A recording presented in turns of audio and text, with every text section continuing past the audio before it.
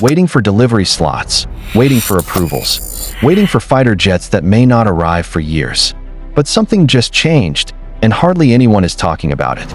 A quiet move in South Korea may have opened a narrow window that could redefine the future of the Philippine Air Force far sooner than expected. This is not rumor, this is not hype, and this is not a simple weapons deal. Today on Globe Route, we break down what the accelerated KF-21 Boramae timeline really means, why the Philippines is suddenly paying close attention, and how this decision could reshape power in the West Philippine Sea. If you value clear analysis over noise, subscribe to Globe Route, leave your thoughts in the comments, and stay with us until the end, because the most important detail is the one most people are missing. They told us it would take years. They told us the window had already closed. They said the Philippines was locked into other negotiations, buried under delays, waiting lists, and production bottlenecks. And yet, here we are. A new assessment from South Korean defense analysts is challenging everything we thought we knew about Asia's fastest rising fighter jet program.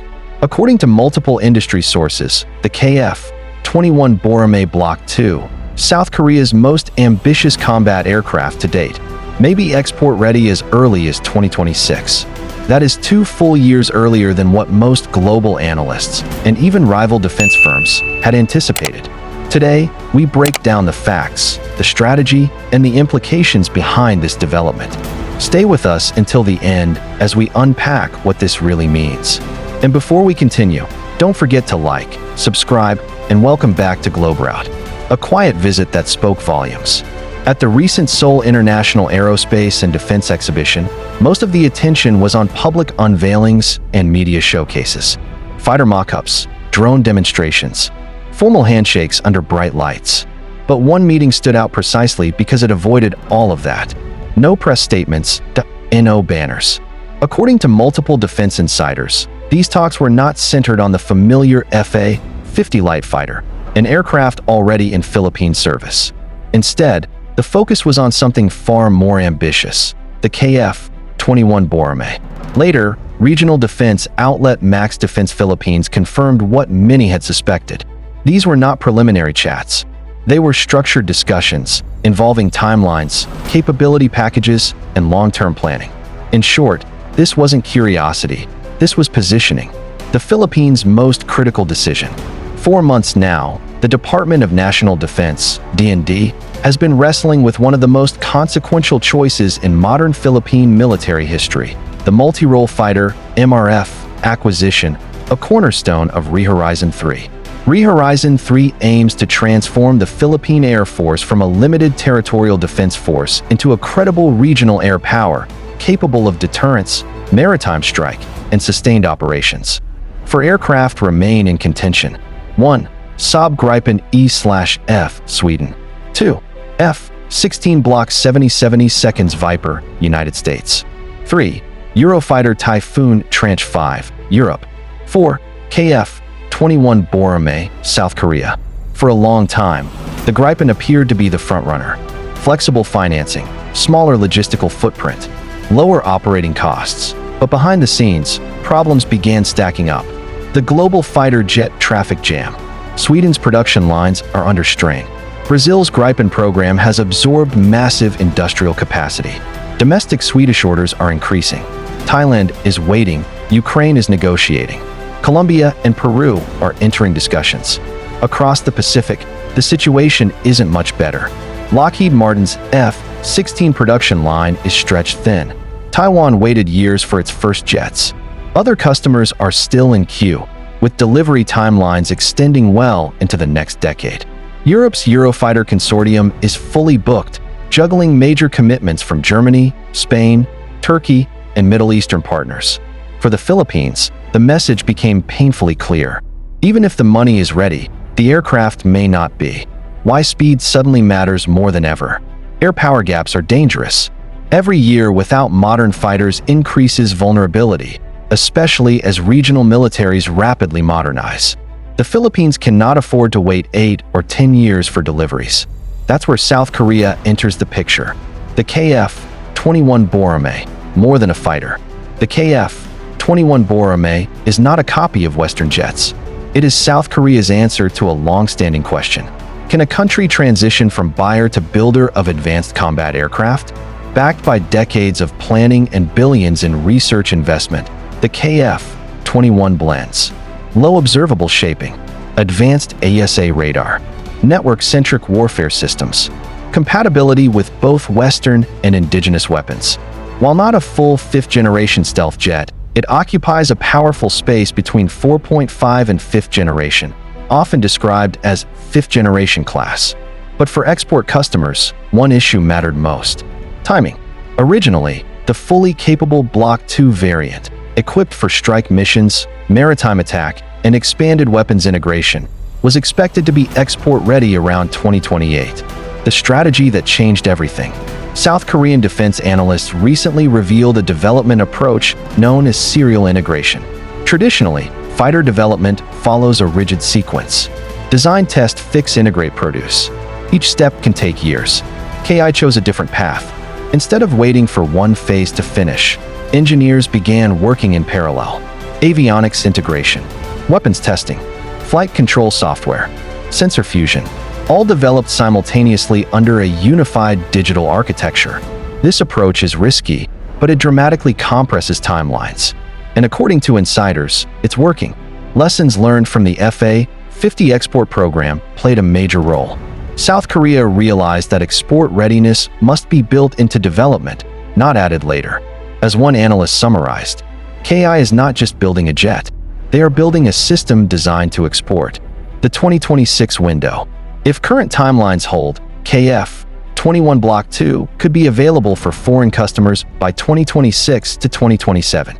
That single shift changes the entire competitive landscape. Imagine this. While other nations are still waiting for production slots, the Philippine Air Force could already be training on next-generation fighters. And there's more. South Korea's own Block I aircraft are already in production. Once those orders are fulfilled, assembly lines transition to Block II, opening early export slots. Countries that move quickly could secure priority positions. Defense analysts believe this is exactly what Manila is evaluating, a partnership already in motion. The Philippines and South Korea are not strangers. FA-50 jets already fly in Philippine colors. Philippine Navy corvettes are being built by Hyundai Heavy Industries. Hanwha Systems is supplying combat systems for patrol vessels. This history matters that IT means shared logistics, established trust, and smoother training pipelines. South Korea has also publicly committed to expanding defense cooperation across ASEAN, offering financing options, training support, and long-term sustainment packages. For a country modernizing under budget constraints, this is significant. Can South Korea deliver at scale? The D&D's requirement is ambitious. A complete package of roughly 40 fighters, supported by early warning aircraft and tankers. Can KI handle that? Not overnight, but faster than most. The Seoul production facility uses advanced digital manufacturing systems, allowing build rates to adjust based on demand. Analysts estimate that while Western suppliers may need 6 to 8 years to deliver a full fleet, KI could potentially do so in 3 to 4 years, depending on financing and configuration. That kind of speed commands attention. The dark horse emerges. What was once considered an outsider has become a serious contender. Korean analysts now describe the Philippines not as a casual observer, but as a potential launch export partner for the KF-21 Block II. Because hardware is only half the story. What happens when a fighter jet becomes a geopolitical signal? More than metal, strategy, signals, and the regional chessboard. When nations choose fighter jets, they aren't just buying aircraft. They are choosing alliances, supply chains, and long-term strategic direction. For the Philippines, the decision surrounding its next multirole fighter is not simply about range, radar, or payload. It is about who Manila aligns with in an increasingly unstable region. And this is where the KF-21 Boramae becomes more than a machine, a shift away from the familiar. For decades, the Philippine Air Force has relied heavily on Western systems, primarily from the United States and Europe. This brought advantages: proven platforms, interoperability with allies, combat-tested designs. But it also came with limitations: long production queues, political conditions, high lifecycle costs. The emergence of South Korea as a serious defense exporter introduces a third path: Not Western dominance, not isolation, but strategic diversification. Choosing the KF-21 would not replace alliances, it would broaden them. Why South Korea is different? South Korea understands something many traditional suppliers do not. They were once where the Philippines is now. Dependent, budget constrained, surrounded by security threats. Their defense industry grew out of necessity, not prestige. That perspective shapes how they export. Instead of rigid packages, South Korea offers flexible financing, technology cooperation, training integration, long-term sustainment planning. In ASEAN, this approach resonates. Interoperability without dependence. The KF-21 uses many Western standard systems, including the GEF-414 engine. But it also introduces a complication. Any export of the KF-21 requires U.S. approval due to engine technology. This adds a political layer to the deal. Would Washington approve? Most analysts believe yes, especially given the Philippines' role as a treaty ally. But it remains a variable Manila must consider. Cost versus capability. The KF-21 is not cheap. Estimates suggest a full squadron could cost 60 to 70 billion Cuban pesos, depending on configuration. But cost alone doesn't tell the full story. What matters is value over time. Lower maintenance burden than heavy Western fighters.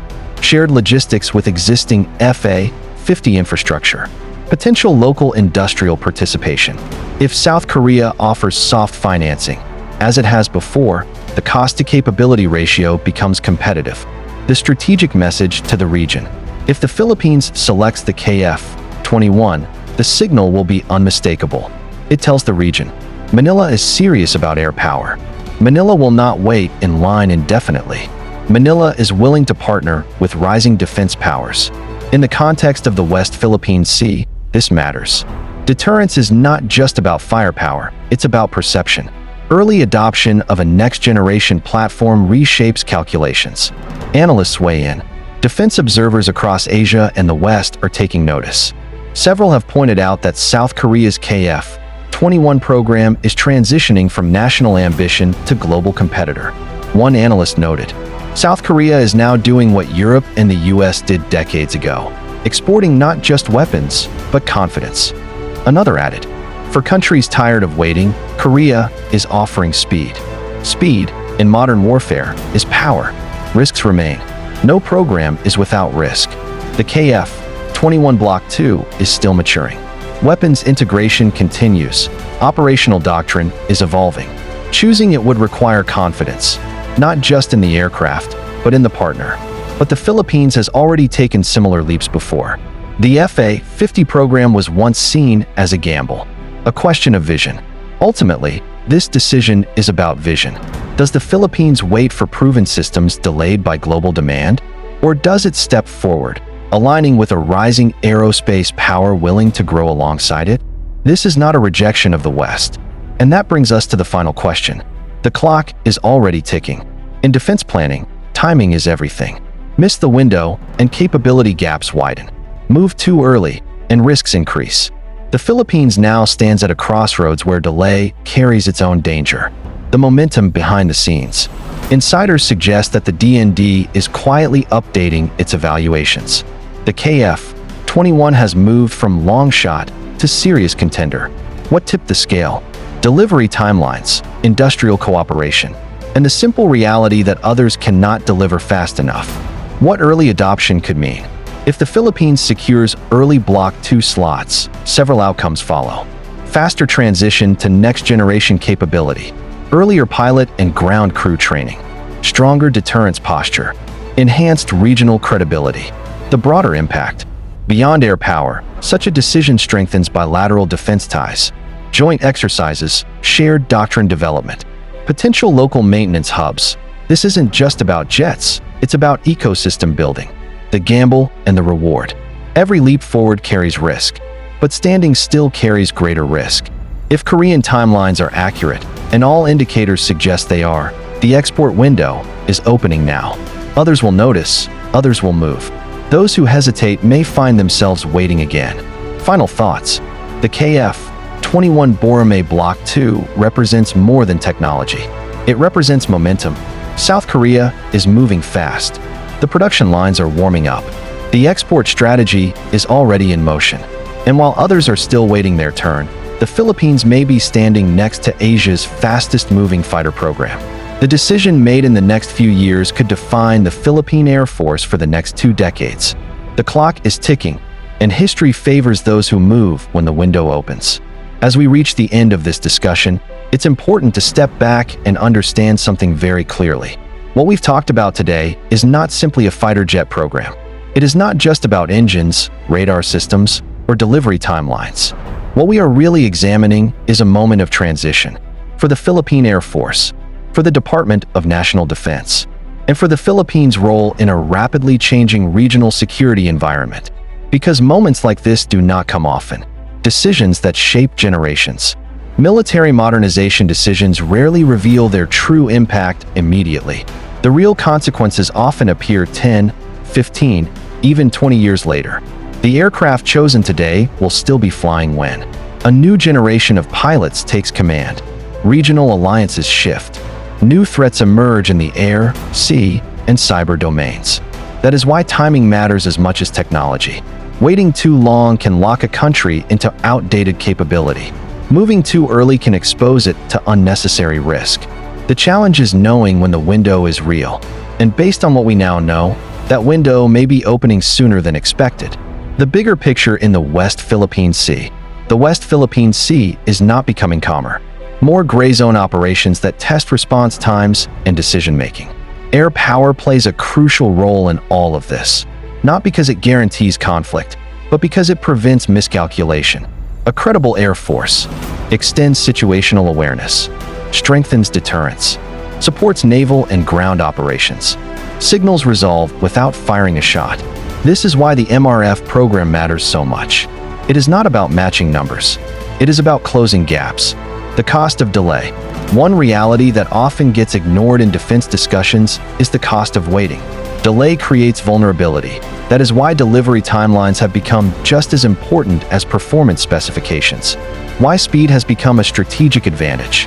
Historically, air forces could afford to wait. Production cycles were predictable. Geopolitical pressures were slower to evolve. That is no longer the case. Today, the ability to field capability earlier can shift strategic balance without escalating tensions. This is why analysts are paying attention to programs that can move faster, without cutting corners. A different kind of defense partner. South Korea's rise as a defense exporter is not accidental. It reflects hard-earned experience, a clear understanding of regional security realities, a willingness to adapt to partner needs. Unlike traditional suppliers that dictate terms, South Korea often emphasizes mutual growth, training together, maintaining together, evolving capability together. This approach resonates with countries that are not looking for dependency, but partnership. The role of vision in defense planning. Every major military decision ultimately comes down to vision. Does leadership prioritize immediate certainty, even if delayed, or calculated progress, even if unconventional? Neither approach is inherently right or wrong. But history shows that air forces that adapt early tend to set the pace, while others follow. The Philippine Air Force now faces one of those defining moments. What this means for the viewer. If you've stayed with us this long, it means you understand something important. Defense is not abstract that IT affects sovereignty. It affects deterrence that IT affects national confidence. An informed discussion matters. Your engagement, your questions, your comments, your analysis helps shape how these issues are understood beyond official statements. That is why conversations like this matter. Why Globrout exists.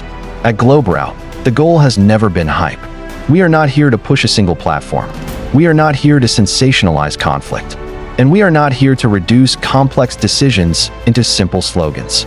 Our purpose is to connect the dots, to examine strategy, not just hardware, context, not just headlines, a long-term impact, not short-term excitement. If that approach resonates with you, then you are exactly who this channel is for. The conversation doesn't end here. This story is still unfolding. Timelines may shift, negotiations may evolve, new information may emerge, and when it does, we will be here to analyze it, clearly, calmly, and honestly. Because understanding defense is not about choosing sides. It's about understanding consequences. Final thought. History rarely announces itself loudly. Sometimes it happens quietly, in closed-door meetings, in production schedules, in decisions made before the public notices. By the time everyone realizes what changed, the outcome is already set. Whether the Philippines chooses the KF-21 or another platform, what matters most is that the decision is made with clarity, foresight, and urgency. Because in today's security environment, waiting is also a decision. Closing. If you found value in this analysis, consider subscribing to Globe Route. Not for breaking news, but for deeper understanding. Not for noise, but for perspective. Leave your thoughts in the comments. Where do you think the Philippines should go from here? This has been Globe Route.